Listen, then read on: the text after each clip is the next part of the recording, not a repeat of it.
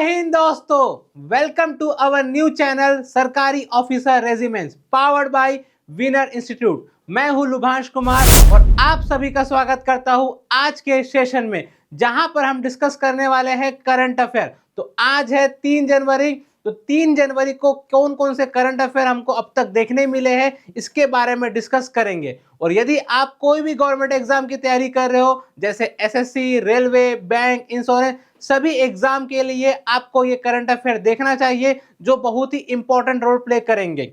इसके अलावा यदि आप जितने भी गवर्नमेंट एग्जाम की तैयारी करना चाहते हो और हमसे जुड़ना चाहते हो, तो ये है हमारा वेबसाइट। हमारे वेबसाइट से आप लोग जुड़ सकते हो। साथ में हमारा क्या है, कॉन्टेक्ट नंबर भी है और हमारी जो ब्रांचेज है नागपुर और पुणे में। तो आइए बिना किसी देरी से शुरुआत करते हैं आज के पहले क्वेश्चन के तरफ। तो पहला क्वेश्चन क्या पूछा गया, who has been nominated by ICC International Cricket Council for the T20 Cricketer of the Year Award in December 2024। तो देख लेते इसका सही आंसर क्या है कि 2024 दिसंबर महीने का ICC T20 क्रिकेटर किन्हें दिया गया है। तो वो सही आंसर होगा, वो है अर्शदीप सिंह। तो आगे देख लेते इसका जो आंसर है और इसके बारे में और भी एक्सप्लेनेशन देख लेंगे। तो इनको दिया गया है, वाकई इन्होंने बहुत अच्छा खेला है, चाहे T20 वर्ल्ड कप की बात करूं या फिर साउथ अफ्रीका में जो सीरीज हुई थी वहां उनका प्रदर्शन बहुत अच्छा रहा है, जिसके लिए उनको दिया गया। इसके लिए अब महिलाओं की बात करें तो स्मृति मंदाना जी को भी नॉमिनेट किया गया और मेल की बात करें तो अर्शदीप सिंह को दिया गया है ना। अब चूंकि उन्होंने 36 विकेट लिए थे, कहा जाता है कि T20 वर्ल्ड कप मिला के पूरे साल भर में, और इनका जो कंपटीशन था वो देखा गया सिकंदर रजा जो जिम्बाब्वे के थे, बाबर आजम जो पाकिस्तान और ट्रेविस हेड ऑस्ट्रेलिया के, तो इनके साथ इनका कंपटीशन था। फाइनली उनको दिया गया। Women's ODI cricketer of the year किसको दिया गया, स्मृति मंदाना को।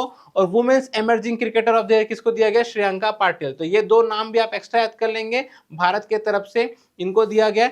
अब जहां तक बात करें आईसीसी की, इंटरनेशनल क्रिकेट काउंसिल, ये 1909 में बनाया गया था और इसका हेडक्वार्टर कहां देखने मिलेगा आपको, दुबई में। और कमाल की बात है 1 दिसंबर 2024 से इसके जो प्रेसिडेंट बन गए हैं वो है भारत के जय शाह, और सीईओ की बात करें तो जॉफ एल्ड्रिस। ठीक है, ये भी आप एक्स्ट्रा बात याद रखेंगे। तो आगे बढ़ते हैं नेक्स्ट क्वेश्चन की तरफ। अब क्वेश्चन है, who became the youngest women in the world to climb the highest peaks of each of the earth 7 continent. तो दुनिया के जितने भी 7 महाद्वीप है, वैसे सबसे बड़ा महाद्वीप कौन सा होगा, अफ्रीका। उसके बाद सबसे बड़ा कौन सा है, एशिया, फिर है अफ्रीका, फिर है नॉर्थ अमेरिका, फिर है साउथ अमेरिका, फिर है अंटार्कटिका, फिर है यूरोप और फिर है ऑस्ट्रेलिया। तो सबसे बड़ा महाद्वीप हो गया एशिया, सबसे छोटा महाद्वीप हो गया ऑस्ट्रेलिया। तो टोटल क्या है, 7 महाद्वीप है। हर महाद्वीप में बड़े बड़े क्या है, माउंटेन्स है। उनकी जो हाईएस्ट पीक है वो पहुंचने वाली जो पहली जो मतलब सबसे कम उम्र की जो महिला बनी है, उसका जो सही आंसर है वो है ऑप्शन बी, काम्या कार्तिकेयन। देख लेते कौन कौन से उन्होंने क्लाइम किया है, कितनी एज तक करके। तो ये उनकी तस्वीर है। तो Kamya Karthikeyan has became the youngest women बनी है जिन्होंने सबसे पीक किया। 17 साल की जब थी वो काम्या कार्तिकेय, वो नेवी चिल्ड्रन स्कूल से आते मुंबई से। और कौन कौन सी पीक पे वो चढ़े हैं, तो बात करें अफ्रीका कॉन्टिनेंट की तो सबसे हाईएस्ट पीक है किलिमंजारो। यूरोप की बात करें तो माउंट एल्ब्रस। ऑस्ट्रेलिया की बात करें तो कोसियास्को। नेक्स्ट है साउथ अमेरिका की बात करें तो एकांगुआ। नॉर्थ अमेरिका की बात करें तो डेनाली। एशिया की बात करें तो एवरेस्ट। और अंटार्कटिका की बात करें तो विंसन। ये है 7 महाद्वीप की सबसे हाईएस्ट पीक। तो जब वो 16 साल की थी तो उन्होंने सबसे पहले माउंट एवरेस्ट में क्लाइम किया था, और 2021 में उनको प्रधानमंत्री राष्ट्रीय बाल शक्ति पुरस्कार भी दिया गया था। और इसको भी पाने वाली सबसे क्या थी, वो यंग अचीवर में से एक थी। तो अच्छी बात है, हमारे भारत का जो नाम रोशन कर रहे दुनिया भर में अलग अलग क्षेत्र में। अब आगे बढ़ते हैं नेक्स्ट क्वेश्चन की तरफ। क्वेश्चन पूछा है, how many tigers will be shifted to Rajasthan, Orissa and Chhattisgarh under the animal exchange programme by the Madhya Pradesh government. तो यदि आपको भारत का मैप पता होगा तो मध्य प्रदेश देखा जाए तो भारत के बीचों बीच पड़ने वाला ऐसा राज्य है जिससे राजस्थान की भी बाउंड्री टच होती है और छत्तीसगढ़ की भी बाउंड्री टच होती है। और अभी क्या है, मध्य प्रदेश की सरकार ने प्रोजेक्ट टाइगर के तहत टाइगर के कंजर्वेशन के लिए बहुत अच्छा काम किया है, और धीरे धीरे सबसे ज़्यादा जो टाइगर है वो मध्य प्रदेश में देखने मिल रहे हैं। इसीलिए उन्होंने 3 अलग अलग राज्यों में कुछ टाइगर्स को ट्रांसफर किया। तो इसका जो सही आंसर है वो कितने हैं, 15। चेक कर लेते हैं। तो जो 15 है जो टाइगर, उनको 3 राज्यों में शिफ्ट किया जा रहा है। अब ये देख सकते हैं 4 टाइगर जो है वो राजस्थान में शिफ्ट हो रहे हैं, 3 है उड़ीसा में और 8 है वो कहाँ पर, छत्तीसगढ़ से। तो ये जो होने वाले हैं, चूंकि वहां पर बहुत ज़्यादा, सबसे ज़्यादा नेशनल पार्क भी मिलेंगे आपको, बांधवगढ़ नेशनल पार्क, पन्ना, कन्हड़, पेंच, इस सब प्रकार का टाइगर रिजर्व है। अब जो डेटा की बात करें, national tiger conservation authority NTCA, उसके हिसाब से बताया गया है मध्य प्रदेश को क्या बोलते हैं हम लोग, टाइगर स्टेट भी बोलते हैं, क्योंकि आज के समय हमारे भारत में 3800 टाइगर की संख्या बताई गई है, जिसमें से करीबन 785 से ज़्यादा टाइगर कहाँ मिलेंगे आपको, मध्य प्रदेश में बोलेंगे, इसीलिए उसे क्या बोला गया, टाइगर स्टेट। तो ये भी कुछ इंपॉर्टेंट फैक्ट है, इसको भी आप लोग नोट डाउन कर सकते हो। अब मध्य प्रदेश में जो टोटल 8 जो फेमस टाइगर रिजर्व है वो कौन कौन से है, कान्हा टाइगर रिजर्व, बांधवगढ़, पन्ना, पेंच, संजय दुबरी, नौरदेही, सतपुड़ा, है ना, और एक रातापानी जो अभी नया लेटेस्ट बना है। ठीक है, तो इस प्रकार से आपको टाइगर रिजर्व के नाम पता होना चाहिए और जो करंट अफेयर में ये भी हमको पता होना चाहिए। ओके, अब आगे बढ़ते हैं। नेक्स्ट पूछा है, recently Koneru Humpy won the title of women's world rapid and blitz championship for which time. तो कहीं ना कहीं चेस टूर्नामेंट है, जिस प्रकार से चेस में हमारे भारत के मेल और फीमेल दोनों का प्रदर्शन अच्छा रहा है, उसी प्रकार से अभी और एक जो चैंपियनशिप हुआ था women's world rapid and blitz championship, तो वहां पर कोनेरू हम्पी ने जो टाइटल जीता है वो उन्होंने अपनी लाइफ में कौन सा एडिशन है, कौन सा नंबर का था, तो वो जो सही आंसर है वो है ऑप्शन बी, वो है सेकेंड टाइम्स। तो उन्होंने सेकेंड टाइम्स जीता है, तो ये आप देख सकते हो इमेज। तो इन्होंने सेकेंड वुमेन बनी है जो इन्होंने टाइटल जीता है मल्टीपल टाइम्स आफ्टर चाइनाज जू वेंजम। तो कहीं ना कहीं सबसे पहला जो उन्होंने टाइटल जीता था 2019 में, जो जॉर्जिया में हुआ था। तो ये वुमेन की बात करेंगे। हाँ, अभी नोट करने वाली बात यह है कि जो वर्ल्ड चेस चैंपियनशिप हुआ था 2024, उसके विजेता कौन है, वो भी क्या है, भारतीय है, डी कुकेश। तो ये बात किया गया है कोनेरू हम्पी जी के बारे में और डी कुकेश। इसके अलावा जो 18 साल के वोलोदिमिर मार्जिन और रशिया के हैं, उन्होंने क्या किया, मेंस का टाइटल जीता, जो रैपिड चेस टूर्नामेंट हुआ था, वुमेन में कोनेरू हम्पी, है ना, जो क्या बने, सेकंड यंगेस्ट चैंपियन बने हिस्ट्री टूर्नामेंट के, किसके, नॉर्दर्बिक, इसके बाद। ओके, तो ये नाम आप याद कर लेंगे। पहला तो आप डी कुकेश को याद कर लेंगे, दूसरा क्या है, कोनेरू हम्पी के बारे में। अब आगे बढ़ते हैं। Who recently chaired the 45th meeting of Pragati.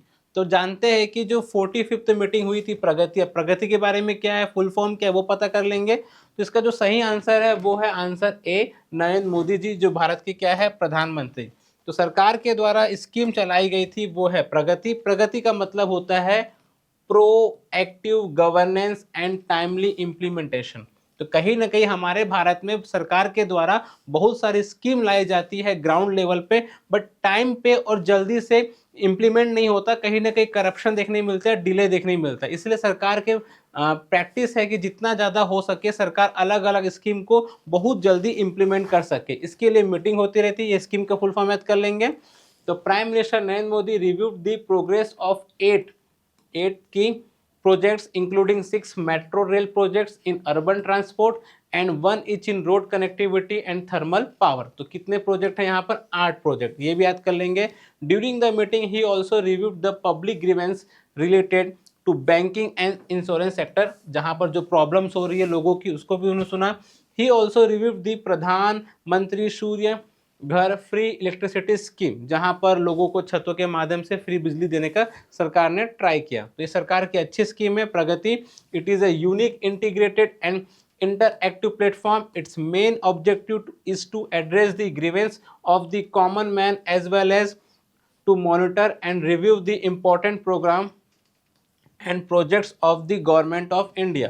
तो कहीं ना कहीं जो भी स्कीम सरकार या प्रोजेक्ट ला रही है उसको समय पे खत्म करने के लिए सरकार की जो स्कीम का नाम याद कर लेंगे, प्रगति। ओके, जिनकी 45th मीटिंग हुई थी। अगले क्वेश्चन की तरफ बढ़ते। For how many years MOU was signed between Uttar Pradesh and Manipur under एक भारत श्रेष्ठ भारत प्रोग्राम। तो कितने साल के लिए दोनों राज्यों के बीच में क्या हुआ, प्रोग्राम हुआ है या समझौता हुआ है। इसका सही आंसर आपको देखने मिलेगा ऑप्शन सी, 3 सालों के लिए। इसके बारे में देख लेते हैं।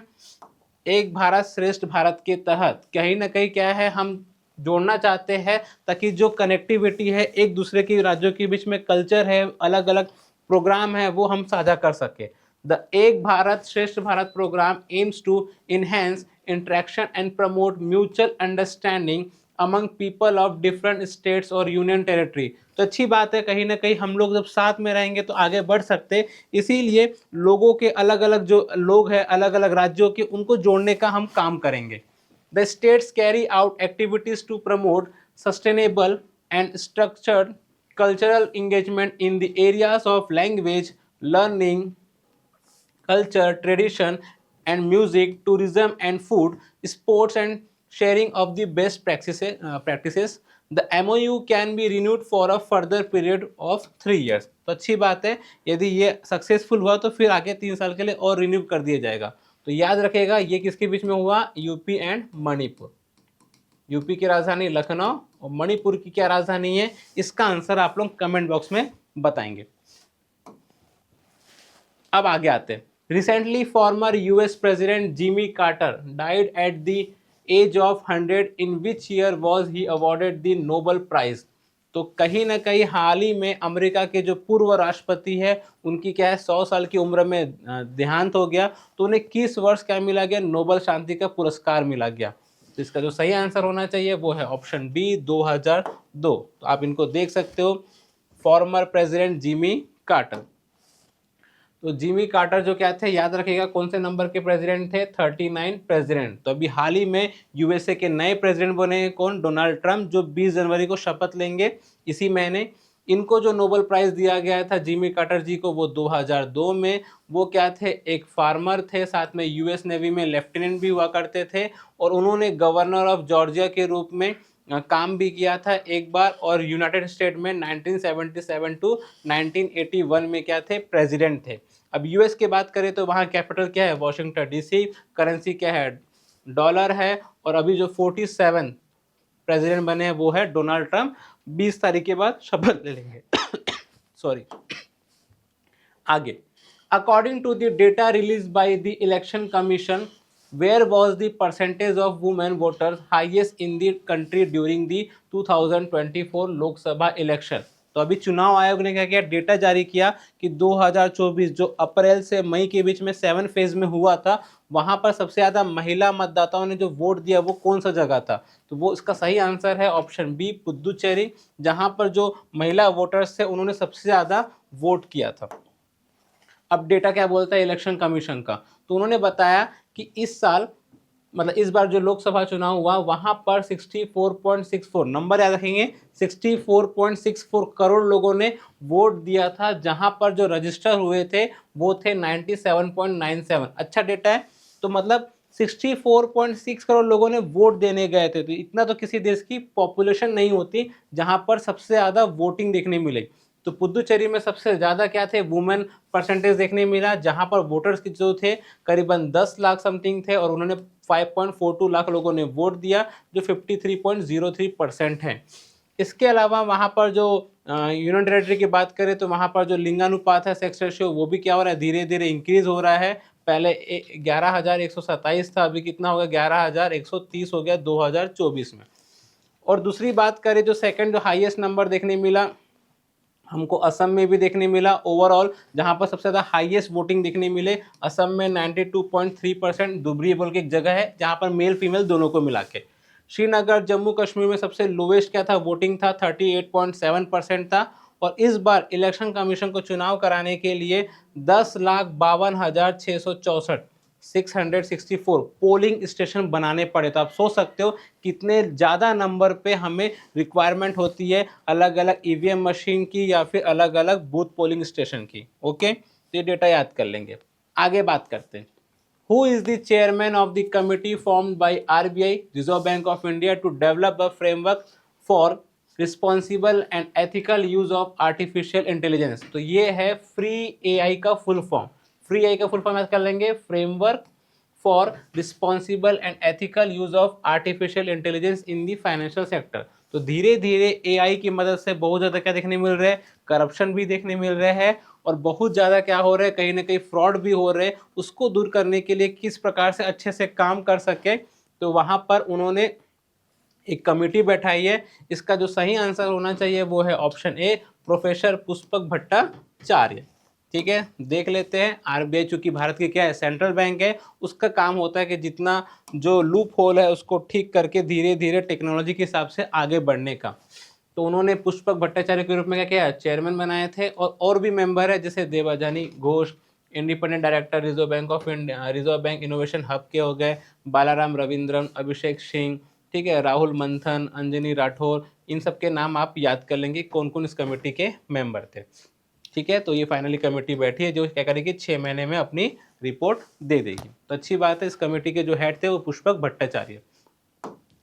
आगे आते हैं next, which country will host the first waves. अब वेव्स क्या होता है वो जानेंगे। समिट इन फरवरी 2025, तो फरवरी 2025 में जो समिट है वो कहाँ होने वाला है करके। तो इसका जो सही आंसर है वो क्या है, अपना प्यारा भारत, यहाँ पर होने वाला है पहला समिट। अब वेव्स का फुल फॉर्म होता है world audio visual entertainment summit. तो ये फरवरी 2025 में होगा, 5 से लेकर 9 फरवरी के बीच में। कहाँ होने वाला है, न्यू दिल्ली में। और हमारे प्रधानमंत्री जी ने अपने मन की बात रेडियो प्रोग्राम में ये अनाउंस किया। तो अच्छी बात है भारत के लिए कि जो पहला समिट हो रहा है वो कहाँ हो रहा है, भारत में देखने मिल रहा है। अब आगे आते हैं next, according to the report of Deloitte India, Indian economy will grow from 6.5 to what percentage in the financial year 2025। तो हमारा जो फाइनेंशियल ईयर होता है वो होता है 1 अप्रैल से लेके 31 मार्च। तो ये हमारा क्या होता है, फाइनेंशियल ईयर होता है।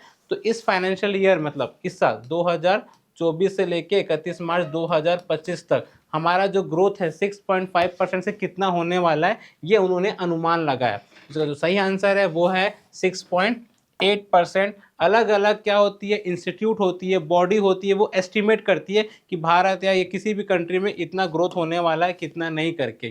तो उन्होंने बताया 6.68% फॉर फाइनेंशियल ईयर 2025, और 26 के लिए भी उन्होंने बताया 6.7 to 7.3। तो अच्छी बात है कि भारत के लिए पॉजिटिव न्यूज़ आ रही है कि भारत की इकोनॉमी धीरे धीरे कर रही है, ग्रो कर रही है करके।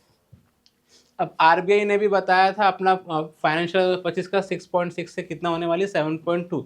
तो हर इंस्टीट्यूट क्या करती है, अलग अलग अपना एस्टिमेट बताते हैं कितना हम लोग बढ़ने वाले, कितना नहीं करके। और इसके पीछे का जो रीज़न क्या है, domestic consumption, infrastructure development and digitisation. तो कहीं ना कहीं जो डिजिटल इंडिया का सपना है वो धीरे धीरे फुलफिल हो रहा है, और वो हमारी इंडियन इकोनॉमी को अच्छा खासा कॉन्ट्रीब्यूट कर रहा है।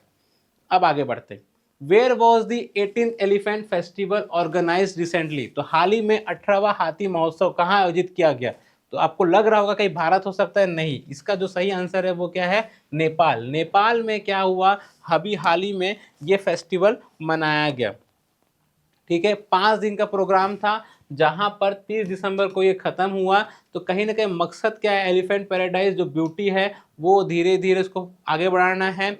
और नेपाल की जो कैपिटल क्या है वो है काठमांडू, और वहाँ के जो प्रेसिडेंट है वो कौन है, रामचंद्र पौडेल, है ना। और करेंसी कौन सी है, नेपालीज रुपीस। तो याद करिएगा कि ये 18वां एडिशन है, 18वां। और कितने दिन प्रोग्राम चला, वो चला 5 दिन प्रोग्राम चला। ठीक है, नेपाल इसका आंसर होगा। अब देखते हैं जो बहुत ही करंट अफेयर में था, चाहे दिसंबर में पूरे महीने की बात करें, और दिसंबर के अंत आते आते जो प्लेन क्रैश भी हुआ उसकी वजह से ये जो कंट्री है बहुत ही करंट अफेयर में हमको देखने मिली। Recently the parliament of which country pass impeachment against the 2 president within 2 weeks. तो क्या हुआ, हाल ही में एक देश है जहां पर 2 हफ्ते के अंदर 2 बार वहां पर राष्ट्रपति के खिलाफ उसको हटाने के लिए जो प्रोसेस होता है पार्लियामेंट में, उसको हम लोग बोलते हैं इम्पीचमेंट, महाभियोग बोलते हैं। तो किस कंट्री के द्वारा लाया गया, तो इसका जो सही आंसर है वो है आंसर सी, साउथ कोरिया। तो आप लोगों को पता होगा साउथ कोरिया ने पिछले महीने अपने देश में वहां पर प्रेसिडेंट रूल लगा दिया था, इमरजेंसी डिक्लेयर कर दी थी, फिर उसको हटाया गया, फिर उस प्रेसिडेंट को हटा के फिर नए प्रेसिडेंट को लाया गया, बट उन्होंने भी अच्छा काम नहीं किया, तो उनको भी क्या किया गया, इम्पीचमेंट किया गया। तो साउथ कोरिया में बहुत ज़्यादा उतुल फुतुल देखने मिल रही है। साउथ कोरिया कैपिटल कौन सी है, सियोल। करेंसी की बात करेंगे तो कोरियन रिपब्लिक वॉन है, और ये 4th लार्जेस्ट इकोनॉमी भी है एशिया में, चाइना, जापान और इंडिया की बात। तो साउथ कोरियन पार्लियामेंट ने वहाँ पर जो हैन डुक सो थे, जिन्होंने शपथ लिया था, जिससे पहले के साउथ कोरिया प्रेसिडेंट थे, जो 14 दिसंबर 2024 को हटाए गए थे, यॉन सुक लियोल। तो यॉन सुक लियोल ने क्या किया था, दिसंबर के शुरुआत में इमरजेंसी लाई थी, उसके बाद उनको हटा दिया गया और 14 दिसंबर को कौन बने थे, यान डुक्सो। वापस इनको क्या कर दिया गया, 27 दिसंबर को कर दिया, वहां से हटा दिया गया इम्पीचमेंट के द्वारा। तो कहीं ना कहीं वहां पर कोई ना कोई केयर टेकर क्या बने, प्रेसिडेंट बने हैं।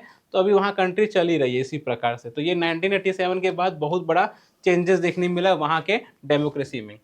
ठीक है, आगे, who recently became the fastest Indian bowler to take 200 test wicket. तो हाल ही में टेस्ट क्रिकेट विकेट में सबसे तेज भारतीय गेंदबाज। तो फास्ट बॉलर जो है, बॉलर नहीं पूछ रहे क्योंकि बॉलर दो टाइप के मिलेंगे, एक फास्ट बॉलर होता है और एक स्पिन बॉलर होते हैं। तो फास्ट बॉलर कौन है, तो इसका सही आंसर है वो है जसप्रीत बुमराह जी, जिन्होंने वाकई अपने अकेले दम पे मुकाबला कर रही है ऑस्ट्रेलिया टीम से। तो ये क्या बने, भारत के तरफ से फास्टेस्ट बॉलर बने जो सबसे ज़्यादा 200 विकेट लेने वाले। तो उन्होंने 8,484 गेंद पे, लीगल गेंद पे फाइनली विकेट लिया है। इन्होंने इससे पहले जो मोहम्मद शामी हुआ करते थे, उनके पास था फास्टेस्ट, वो था 9,896 बॉल पे। बट इनके पास क्या हो गया, भारत के तरफ से सबसे ज़्यादा हाईएस्ट फास्ट बॉलर बने जो सबसे ज़्यादा पहले 200 विकेट लिए हैं कम से कम बॉल पे। वैसे दुनिया में जो सबसे पहले 200 विकेट लेने का जो रिकॉर्ड है वो है पाकिस्तान के वकार यूनिस, जिन्होंने 7,725 बॉल पे। साउथ अफ्रीका के जो डेल स्टेन है 7,848 बॉल पे, और साउथ अफ्रीका के ही कगिसो रबाडा है जो 8,154 बॉल पे। अभी आप लोगों से एक क्वेश्चन है कि हाल ही में जो बॉर्डर गावस्कर ट्रॉफी सीरीज चल रही है ऑस्ट्रेलिया में, इंडिया और ऑस्ट्रेलिया के बीच में, तो हमारे भारत के एक महान स्पिन गेंदबाज है जिन्होंने अभी हाल ही में संन्यास लिया है। तो आप उनको नाम बता सकते हैं कमेंट बॉक्स में, जो सही आंसर देगा उसको मैं हार्ट दे दूंगा। ठीक है, तो आपसे आज दो क्वेश्चन पूछा गया, एक तो मणिपुर की राजधानी और किस क्रिकेटर इंडियन स्पिन बॉलर ने संन्यास लिया है। ओके, आगे बात करते हैं। Recently India has become which the country in the world to have foreign exchange reserve of more than 700 billion US dollar. तो भारत क्या बना है, दुनिया का कौन से नंबर का देश बना है जिसके पास सबसे ज़्यादा फॉरेन करेंसी है 700 अमेरिकी डॉलर के रूप में। तो इसका जो सही आंसर है वो क्या होगा, 4th। तो अच्छी बात है कि धीरे धीरे हमारा जो फॉरेन रिजर्व है बढ़ते जा रहा है। पहले नंबर पे कौन है, चाइना, सेकंड नंबर पे कौन है, जापान, थर्ड नंबर पे कौन है, स्विट्जरलैंड। तो इनके पास सबसे ज़्यादा फॉरेन करेंसी है डॉलर के मामले में। अभी हमारे पास जो नंबर है वो कितना हो गया, 700 हो गया, ऑलमोस्ट कितना हो गया, 709 बिलियन डॉलर हो गया। तो अच्छी बात है कि धीरे धीरे भारत की इकोनॉमी बढ़ते जा रही है, और भारत की जो इकोनॉमी दुनिया की क्या है, 5th लार्जेस्ट ग्रोइंग इकोनॉमी भी है। और IMD ग्लोबल कॉम्पिटिटिव इंडेक्स में हमारा जो रैंक आता है वो कौन सा आता है, 40 आता है। तो ये भारत के लिए अच्छी बात है कि भारत का जो फॉरेन रिजर्व जितना बढ़ेगा उतना हम सामान खरीद पाएंगे, तो हमारे लिए भी आगे बढ़ने का अच्छा मौका दिख रहा है। आगे आते हैं next, who has been appointed as the director general of CRPF in December 2024। तो सीआरपीएफ के जो डायरेक्टर जनरल किसे बनाया गया है, तो उसका जो सही आंसर है वो कौन है, वितुल कुमार। तो देख लेते हैं इनके बारे में। तो ये वितुल कुमार जी है जिनको बनाया गया, IPS ऑफिसर है। ठीक है, ministry of home affairs, because CRPF क्या है, डिफेंस मिनिस्ट्री के अंदर नहीं आती है, होम अफेयर्स के अंदर आती है, इसीलिए इनके द्वारा इनको अपॉइंटमेंट किया है। सेंट्रल रिजर्व पुलिस फोर्स जो क्या करेंगे, हाल ही में जो उनके पहले चीफ हुआ करते थे अनिश दयाल सिंह, वो रिटायर्ड हो गए, तो उनकी जगह लेने वाले हैं। ओके, ठीक है। तो सीआरपीएफ की बात करें तो 1939 में बना था, इसका हेडक्वार्टर न्यू दिल्ली में मिलेगा, और डायरेक्टर जनरल कौन बन गए, वितुल कुमार। तो याद करेंगे वितुल कुमार से। आगे बढ़ते हैं। MT Vasudevan Nair who pass away recently was writer of which Indian language. तो कहीं ना कहीं नाम से लग रहा है कि ये साउथ इंडियन होने वाला है। तो ऐसे में आप कहीं ना कहीं ऑप्शन एलिमिनेट कर सकते हो कि हिंदी तो लग नहीं रहा है, संस्कृत नहीं हो रहा है, नॉन ऑफ दिस भी हो सकता है। कहीं ना कहीं आपका दिमाग होगा या तो तमिल हो सकता है या तो मलयालम हो सकते हैं। बट इसका जो सही आंसर है वो है केरला से है, वो मलयालम इसका सही आंसर मिलेगा। ओके, तो मलयालम राइटर MT वासुदेवन नायर, जिनकी हाल ही में क्या हो गई, डेथ हो गई है। इनको कुछ अवार्ड भी मिले थे जैसे पद्म भूषण। तो ये नोट डाउन कर लेंगे कि कौन सी ईयर में पद्म भूषण मिला था, तो वो मिला था 2005 में। केरला ज्योति पुरस्कार मिला था 2022 में, जो हाईएस्ट अवार्ड है गवर्नमेंट का केरला का। और ज्ञानपीठ अवार्ड 1995 में मिला था, साहित्य अकादमी अवार्ड 1969 में। इसके अलावा बहुत सारे नेशनल फिल्म अवार्ड भी मिले। तो महान हमारे जो राइटर थे उनकी क्या हो गई, डेथ हो गई। इनकी ईयर याद रखेंगे बिकॉज एसएससी रेलवे का सबसे फेवरेट क्वेश्चन रहा है। आगे बढ़ते हैं। What was the percentage increase in health insurance claims rejection according to IRDAI? तो जो रिपोर्ट आई थी उसके हिसाब से क्या बताया, कितने प्रतिशत जो क्लेम होते हैं वो क्या कर दिए गए, कैंसिल कर दिए गए। इसका सही आंसर होना चाहिए वो है सी 19.10।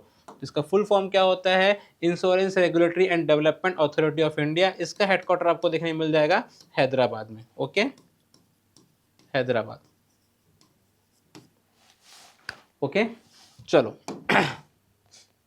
तो अभी जो बताया गया है मार्च 2024 की जो एनुअल रिपोर्ट आई, जिसमें बताया गया करीबन 26,000 करोड़ का जो क्लेम था वो क्या कर दिया गया, रिजेक्ट कर दिया गया, जो क्या है 19.10% है पिछले साल का। तो बहुत ज़्यादा नंबर बताया गया है। और उसने ये भी बताया है कि 2023-24 public sector insurance paid out more than they received in premium as evidenced by their settlement ratio of 103.38%. On the other hand, independent health insurance suffered with a low ratio of only 64.71%, while private insurance maintained a ratio of 88.71%. तो कहीं ना कहीं जो सरकारी जो insurance sector होता है वो आपको ज़्यादा अच्छे से क्लेम, वो जल्दी क्लेम कर रहा है, वही प्राइवेट सेक्टर है वो कहीं ना कहीं बहुत ज़्यादा रिजेक्शन देखने मिल रहा है। तो उम्मीद करते हैं कि ये नंबर हमारा बढ़ना चाहिए, क्योंकि कहीं ना कहीं हेल्थ सेक्टर क्या रहेगा, बहुत ही इंपॉर्टेंट है लोगों के लिए। आगे बात करते हैं। Which insurance company has launch a first of its kind health product specially catering to women centric critical illness and surgery. तो महिलाओं के लिए जो अलग अलग उनकी हेल्थ संबंधित बीमारियां होती है उसके लिए उन्होंने एक इंश्योरेंस क्या लाया, फैसिलिटी लाया। तो ये किस बैंक के द्वारा लाया गया है, वो है ICICI प्रूडेंशियल लाइफ इंश्योरेंस के द्वारा ये लाया गया। केवल वुमेन सेंट्रिक फोकस किया गया, जो भी उनकी बीमारी होती है जैसे अलग अलग ब्रेस्ट के, सर्वाइकल, यूटेरियन हो गया, कार्डियक डिसऑर्डर, तो इस प्रकार की बीमारियों को ध्यान में रखते हुए इस बीमा कंपनी के द्वारा क्या लाया गया, ये कवरेज लाया गया वुमेन सेंट्रिक। ठीक है, याद रखेंगे इसके लिए। अब आते हैं अपन आखिरी क्वेश्चन की तरफ, लास्ट क्वेश्चन है आज का। Where is the headquarter of Catholic bishop conference of India? Because क्योंकि हाल ही में 25 दिसंबर जो क्रिसमस का समय था तो हमारे भारत के प्रधानमंत्री जी ने वहाँ का दौरा किया था, इसीलिए याद रखेंगे इसका सही आंसर है वो है न्यू दिल्ली। तो यहाँ गए थे हमारे भारत के प्रधानमंत्री जी क्रिसमस के समय, आप देख सकते हो। ठीक है, अच्छी बात है। ये एक प्रकार से जो भाईचारा है उसको बता रहा है कि सभी धर्मों के इक्वल प्रधानमंत्री है कि नहीं। तो prime minister Narendra Modi will attend Christmas celebration held by Catholic bishops conference of India at the CBCI centre in New Delhi. This is the first time a prime minister has attend an event at the Catholic Church in India's headquarter. Additionally, it is a historic occasion as the CBCI celebrates its 80th anniversary. तो अच्छी बात है, ये था आपके लिए information.